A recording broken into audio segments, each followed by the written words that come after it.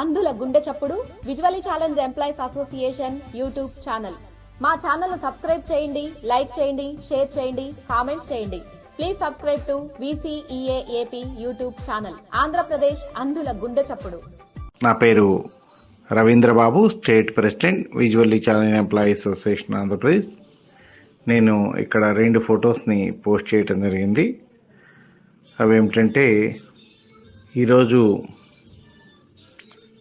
ఆంధ్రప్రదేశ్ సెక్రటేరియట్లో 5th బ్లాక్లో accessible and inclusive elections state level steering committee meeting గౌరవ chief electoral officer అంటే ముఖ్య ఎన్నికల అధికారి ముఖేష్ కుమార్ మీనా గారి ఆధ్వర్యంలో నిర్వహించడం జరిగింది. As a state level steering committee మెంబర్గా ఈ సమావేశంలో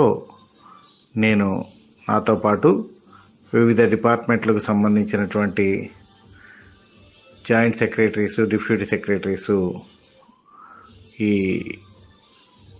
కార్యక్రమంలో పాల్గొనడం జరిగింది. గౌరవ ముఖ్య ఎన్నికల అధికారి వారు 2024 జనరల్ ఎలక్షన్స్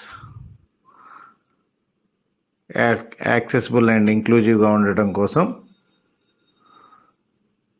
సూచనల్ని, సలహాలని ఇవ్వమని కోరడం జరిగింది. మొదటిగా నన్ను మాట్లాడవలసిందిగా రిక్వెస్ట్ చేసినప్పుడు 2019లో ఎన్నికల సమయంలో ఏవైతే పొరపాట్లు జరిగాయో వాటిలన్నిటినీ గుర్తు చేస్తూ, ఉదాహరణకి రాష్ట్ర వ్యాప్తంగా 2019లో 5,06,000 మంది వికలాంగులైన ఓటర్లు ఉంటే దాంట్లో దాదాపు 79,500 మంది అంధులైన ఓటర్లు ఉన్నారు. ఆ 79,500 మంది సంబంధించి ఓటర్ స్లిప్స్ని బ్రైలీలో తయారు చేసి బూత్ లెవెల్కి పంపించినప్పటికీ వాటిని బ్రైలీ వచ్చినటువంటి కానీ, లేకపోతే బ్లైండ్ ఓటర్స్ ఎవరైతే ఉన్నారో వారికి ఇవ్వడంలో క్షేత్రస్థాయిలో విఫలమయ్యారనేటువంటి విషయాన్ని తెలియజేసి అవి రిపీట్ కాకుండా చూడమని చెప్పేసి రిక్వెస్ట్ చేయడం జరిగింది. అలాగే 2019 ఎలక్షన్స్లో ఈవీఎం మిషన్స్లో ప్రతి చోట కూడా బ్రైలీలో సీనియర్ నెంబర్స్ మాత్రమే ఉంటాయి. మోడల్ బ్యాలెట్ పేపర్ ఏదైతే బ్రైలీలో ఉందో అవి పోలింగ్ బూత్లో అందుబాటులో లేకపోవడం వలన దాన్ని వినియోగించుకోవడంలో కూడా అంధులైన ఓటర్లు ఇబ్బంది పడ్డారు. కాబట్టి ఈసారి 4-5 రోజుల ముందే వాటిని వినియోగించే వాటిని ఆయా పోలింగ్ బూత్లకి, ఆయా ఓటర్లకి అందే విధంగా అటు ఓటర్ స్లిప్ బ్రైలీ కానీ, లేకపోతే మోడల్ బ్యాలెట్ పేపర్స్ కానీ వెళ్ళే విధంగా చూడవలసిందిగా కోరడం జరిగింది. అలాగే ప్రతి ఒక్క పోలింగ్ బూత్లో కూడా ర్యాంప్ ఉండాలని, ప్రతి ఒక్క పోలింగ్ బూత్లో కూడా వీల్ చైర్ కంపల్సరీ ఉండేటట్టు చూడమని చెప్పేసి, అలాగే ఖచ్చితంగా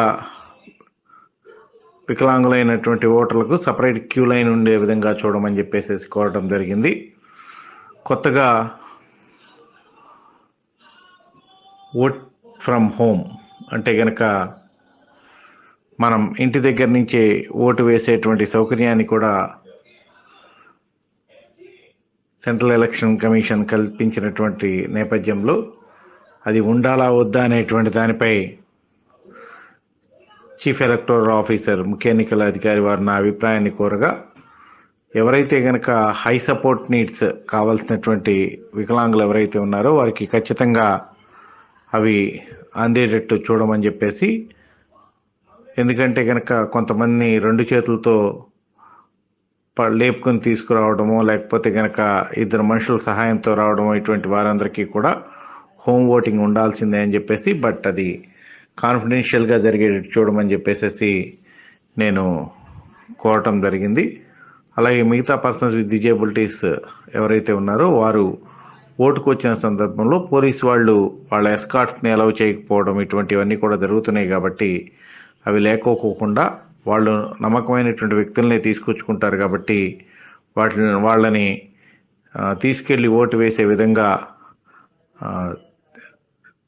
ఆదేశాలు ఇవ్వవలసిందిగా కూడా గౌరవ ముఖ్య ఎన్నికల అధికారి వారి దృష్టికి తీసుకెళ్ళడం జరిగింది. అలాగే సెంట్రల్ ఎలక్షన్ కమిషన్ ఈ సంవత్సరం ఇచ్చినటువంటి ఆదేశాలు ఏవైతే ఉన్నాయో ఆయా రాజకీయ పార్టీలన్నీ కూడా వికలాంగత్వం పేరుతో తక్కువ చేసి మాట్లాడడం, అంటే గుడ్డి ప్రభుత్వం అనో లేకపోతే కనుక కుంటి నడక నడుస్తున్నాను, ఈ విధమైనటువంటి వర్డింగ్స్ని వాడొద్దని చెప్పేసి, అది దివ్యాంగుల్ని కించపరచడమే అని చెప్పేసి ఎలక్షన్ కమిషన్ ఆఫ్ ఇండియా ఏవైతే కనుక వాటి మీద స్పష్టమైనటువంటి గైడ్ లైన్స్ ఇచ్చిందో వాటిని తూచా తప్పకుండా అన్ని రాజకీయ పార్టీలు పాటించే విధంగా చూడవలసిందిగా నేను కోరడం జరిగింది.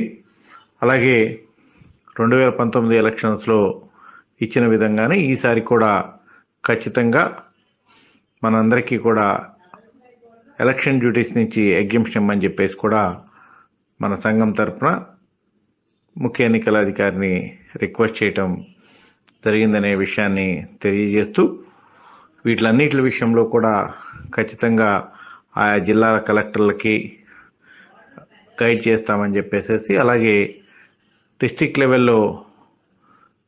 లెవెల్ స్టీరింగ్ కమిటీని, అలాగే కాన్స్టిట్యూన్సీ లెవెల్లో కాన్స్టిట్యూన్సీ స్టీరింగ్ కమిటీస్ని కూడా ఏర్పాటు చేయవలసిందిగా ముఖ్య ఎన్నికల అధికారి వారి దృష్టికి తీసుకెళ్ళినప్పుడు ఆయన సానుకూలంగా స్పందించారనేటువంటి విషయాన్ని తెలియజేయడానికి సంతోషిస్తూ, మరొక 15 రోజుల్లో మరొకసారి కలుద్దామని, ఈ ఎలక్షన్స్ అయ్యే లోపల ప్రతి